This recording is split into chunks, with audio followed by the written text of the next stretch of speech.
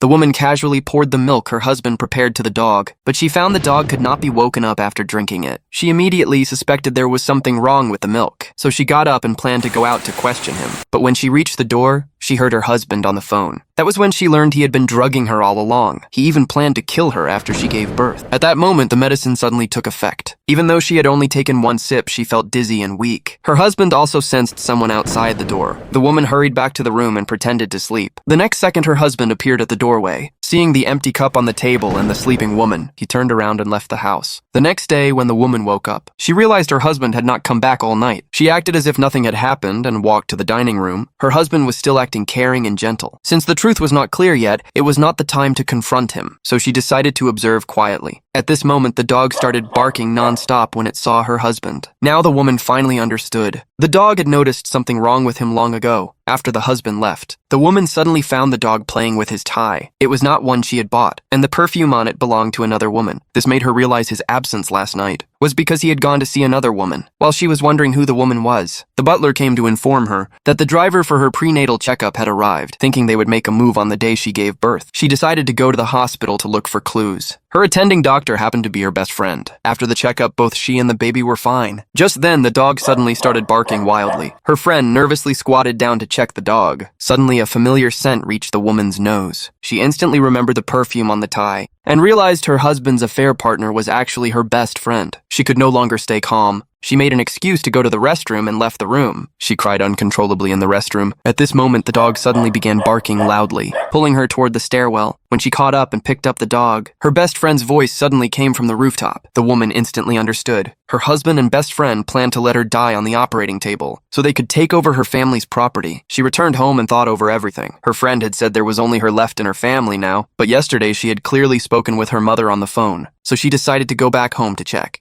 But her husband clearly would not let her leave easily, so she waited in the room until late at night for him to return. Then she pretended to be caring, saying she had cooked him a bowl of calming soup. Late at night, she climbed out of bed. After confirming he was asleep, she left the house without looking back. She went to her family home and knocked on the door. Her mother appeared safely in front of her. She urged her mother to quickly pack and leave with her. Her confused mother asked what had happened, but the woman had no evidence of her husband's plan. So she lied that she had discovered her husband was cheating and wanted her mother to go out and relax with her. Hearing this, her mother felt relieved and went back to the room to pack. The woman also planned to pay respects to her father, but when she reached out, she touched a thick layer of dust on the altar. Remembering her friend's words that only she was left in her family, she began to suspect her mother might also be an imposter. Not long after, her mother brought her a bowl of lotus seed soup to test her suspicion. She casually asked about her childhood seafood allergy. Her mother not only answered correctly, but even remembered that she had actually eaten mango secretly.